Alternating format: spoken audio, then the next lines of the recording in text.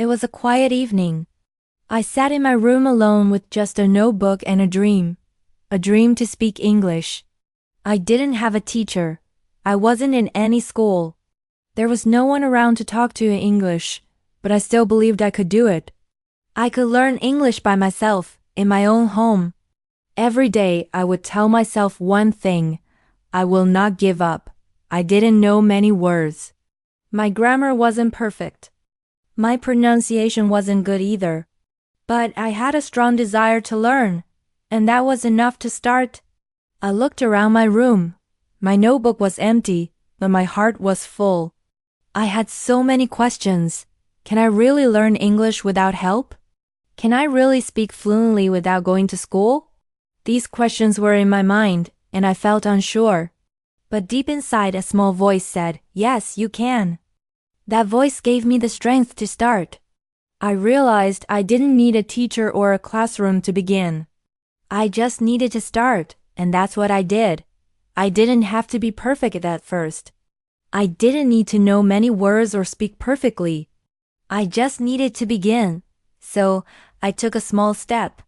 I looked around my room and started naming things in English. I said, "This is a table." Then, I looked at the chair and said, "This is a chair." I looked out of the window and said, "This is a window." At first, I felt strange saying these words out loud, but I kept going. I told myself it was okay to feel a little uncomfortable. The important thing was that I was speaking. I was starting to bring English into my life. I didn't stop there. I walked into the kitchen. I saw a cup, and I said, "This is a cup." I saw a spoon and said, "This is a spoon." I saw a plate and said, "This is a plate." I kept going, speaking to the objects in my room like they were my friends. Each time I spoke, I felt a little more confident. The real moment of change came when I stood in front of the mirror. I looked into my own eyes and smiled. I said, "Hello, how are you?" I laughed a little. It felt funny, but it also felt good. I asked, "What is your name?" and answered, "My name is Sam." I said, "Nice to meet you," and answered, "Nice to meet you too." This was my first conversation in English. It was with myself, but it was still important. Speaking out loud, even if no one was there to hear me, made a difference. I was starting to speak English, and that was the first step. I knew I was making mistakes. I didn't always remember the right words. Sometimes I said them wrong, but I didn't stop. I kept going. Every mistake was a part of learning. Every time I spoke, I was improving. And even if no one else heard me, I knew it mattered. At first, it felt strange to talk in English, but the more I practiced, the more natural it became. The more I spoke, the more my fear started to fade away. Speaking English was no longer just a dream, it was becoming a reality. I started talking to myself during simple everyday tasks. When I brushed my teeth, I said, "I am brushing my teeth." When I made tea, I said, "I am boiling water." When I poured the tea, I said, "I am pouring the tea." Slowly, I started to turn my everyday life into a practice of speaking English. One of the best things was that I could speak slowly. I didn't have to worry about being perfect. I could take my time, and no one laughed at me. No one corrected me. I felt safe. I felt free to make mistakes. I felt like I was building something new inside of me, real confidence. And that confidence didn't come from being perfect. It came from speaking even when I felt scared. I didn't learn many new words that day. I didn't master grammar. But I learned something much more important. I learned how to begin. And that, I realized, was the secret to learning anything. It's not about being perfect from the start. It's about starting even when you're afraid. So, I kept going. Each day I would speak, even if I made mistakes. And slowly those mistakes turned into lessons. Each day, I became more confident in speaking English. The more I practiced, the more I believed that one day I would speak English fluently. The first step in learning English at home isn't about being perfect. It's about starting. It's about speaking, even when you're alone. And most importantly, it's about believing in yourself, even when you're unsure. If you keep going, the fear will turn into strength. That's how my English journey started, one word, one sentence, one step at a time. The next day, I woke up with a new question in my mind. How do babies learn a language? They don't have textbooks. They don't study grammar rules. Babies just listen. They hear their parents, hear songs, hear people talking. They don't understand everything, but they keep listening. And over time, they begin to speak. I thought to myself, if this is how babies learn, maybe I can learn English the same way. So I decided to learn English by listening. I didn't need to understand every word. I didn't need to worry about the meaning of everything. I just needed to listen. Babies don't focus on understanding every single word when they learn a language. They focus on hearing. So I decided to do the same. I began by listening to simple English podcasts. I found one called Slow English Stories. The speaker in the podcast talked slowly and clearly, which made it easier for me to understand. The first story was about a girl who went to the market. I didn't understand every single word, but I caught enough to understand the main idea. It made me smile. It felt good to understand even a little bit. The more I listened, the more I started to recognize words and phrases. I listened every day. Sometimes I listened to short stories. Other times, I listened to English conversations about everyday things, like having breakfast, taking the bus, or going to work. I didn't try to understand everything. I didn't force myself to memorize every word. I just listened carefully. Listening is like training your ears. The more you listen, the stronger your ears become. I would listen to podcasts while doing simple tasks like cleaning my room or making breakfast. I didn't stop to look at my phone. I just listened. While I was cooking, I would hear someone in the podcast talking about eating breakfast, and I would repeat what they said. I didn't worry if I couldn't remember all the words. I just repeated the ones I could. Every time I repeated a word or a sentence, I felt more connected to the language. I didn't always understand everything, and that was okay. Sometimes, I would hear a word I didn't know, but I didn't let it stop me. I just kept listening.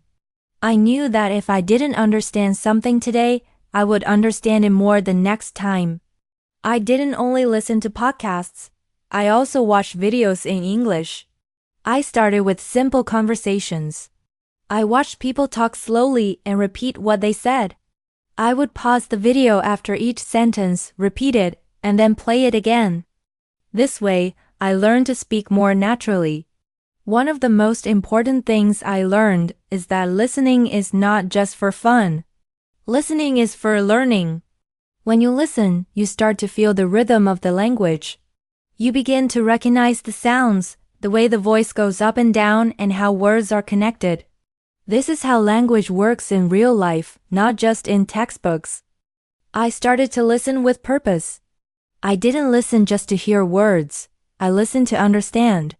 I listened to improve my English. I listened to copy the way native speakers speak. Every time I heard a sentence, I tried to repeat it just like they did. Soon, I started to listen to English even when I wasn't trying to learn. For example, when I went for a walk, I would listen to an English story in my headphones. I would walk and listen, letting the words flow through my mind. Sometimes, I would listen to the same story 3 times. Each time I understood more. By repeating this process every day, my listening skills improved. I started hearing more words. I began to notice the way sentences were built. I learned to recognize the rhythm of English, and it felt more natural to me. I could hear the difference between formal and informal language. I could hear how people spoke when they were excited or when they were calm. Listening was becoming part of my life. I didn't need to study for hours.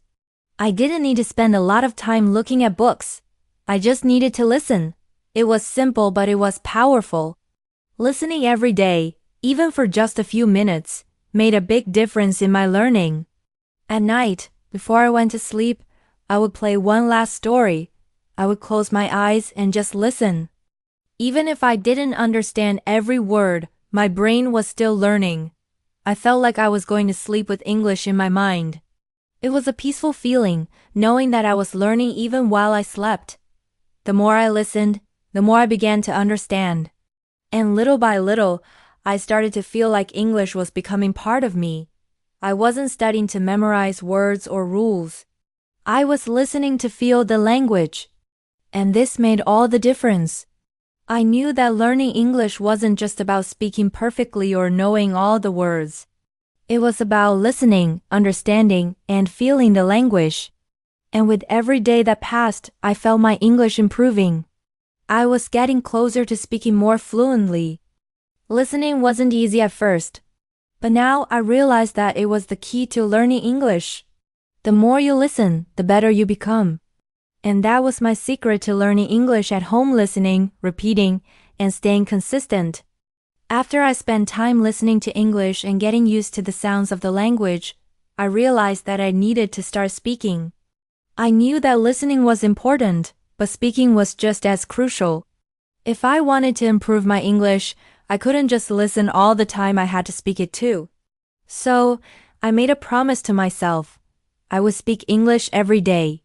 At first, it felt a little scary. I was nervous about making mistakes. I worried about saying things wrong. But I remembered something important.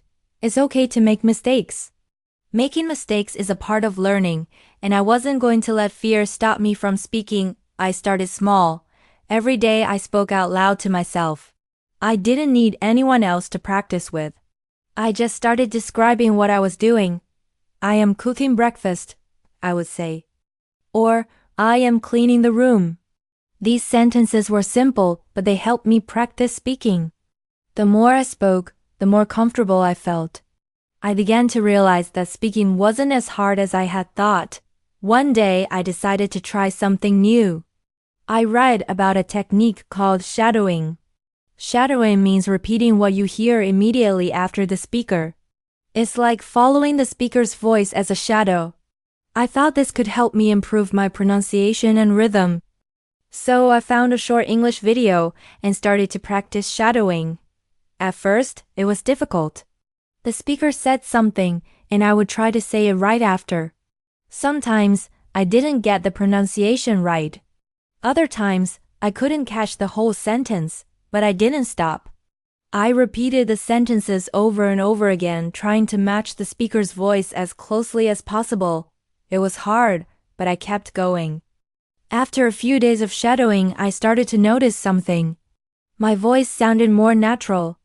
My pronunciation was better, and I didn't have to think so hard about the words I was saying. Shadowing helped me get used to how English sounded in real conversations, not just the textbook way. Shadowing is a great way to practice because it helps you speak like a native speaker. You start to understand the rhythm of English, where to pause, and how to say words in a way that feels natural.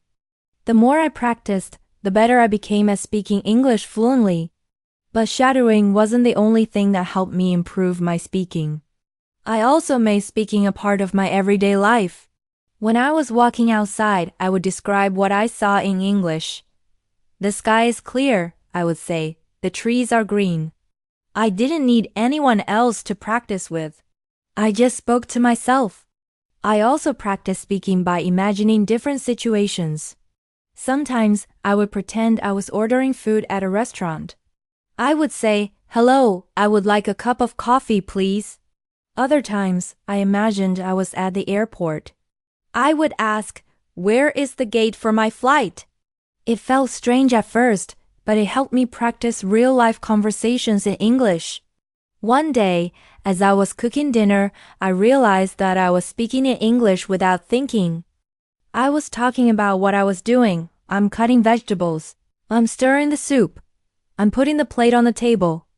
It felt natural. I wasn't scared anymore. I was just using English like I use my own language. Speaking English every day, even if it was just talking to myself, helped me build confidence. I started speaking faster, and my sentences came more easily. I wasn't translating from my own language. I was thinking in English. Speaking became more natural, and I felt more comfortable doing it. I realized that speaking isn't just about saying words correctly. It's about practicing regularly. The more you speak, the easier it becomes. It's okay to make mistakes. Every time you speak, you improve, even if you don't get everything right. The most important thing is to keep speaking. Shadowing and speaking to myself were powerful tools, but the most important part of my learning was consistency. I made speaking English a part of my daily routine. I didn't need to spend hours studying, I just needed to speak a little every day. Over time, those small moments of speaking added up, and my English improved. If you want to speak English more fluently, start speaking every day. It doesn't matter if you're speaking to yourself, shadowing a speaker, or practicing in real-life situations. The key is to speak regularly. And remember, mistakes are part of the process. Don't be afraid to speak, even if you feel unsure. With every word you say, you're getting better. Keep speaking and you'll see progress. Sam's journey to learning English began from a simple desire, with no teacher and no classroom. He started with small steps, naming objects around him in English and speaking to himself. Even though his pronunciation wasn't perfect and his grammar was far from ideal, Sam didn't give up. He continued every day, learning from his mistakes and building his confidence. Slowly, Sam began listening to English podcasts and repeating what he heard. This practice helped him become more comfortable with the language. He also used a technique called shadowing, which allowed him to imitate native speakers, improving his pronunciation and speaking fluency. As Sam practiced more, he began to feel more natural speaking English. His fears started to fade, and speaking became part of his daily life. Sam realized that speaking was not just about getting the words right, it was about practicing and building a habit. Whether he was walking, cooking, or cleaning, he spoke to himself in English. Every day his confidence grew, and his English improved. The most important lesson Sam learned was that small steps lead to big progress. He didn't need to be perfect from the start. He just needed to begin and keep going. Through consistency and practice, Sam transformed his fear into confidence and turned learning into a part of his daily life. If Sam can do it, so can you. Learning English doesn't require a perfect plan or expensive courses. It's about starting where you are, using what you have, and practicing every day.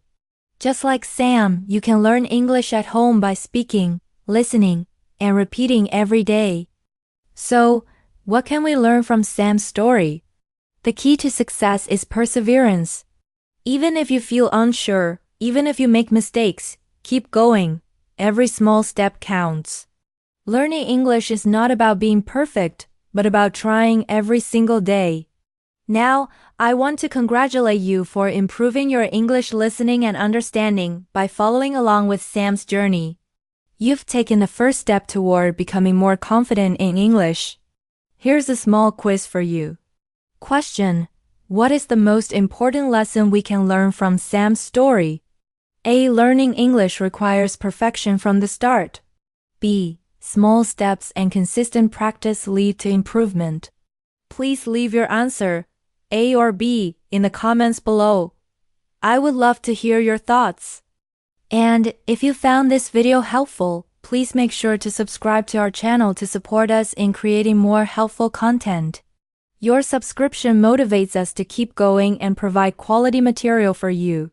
Also, if you would like to contribute to our work, donate to help us continue creating great content.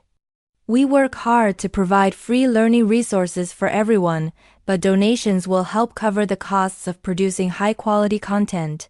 Your support is greatly appreciated. Thank you for being a part of our community.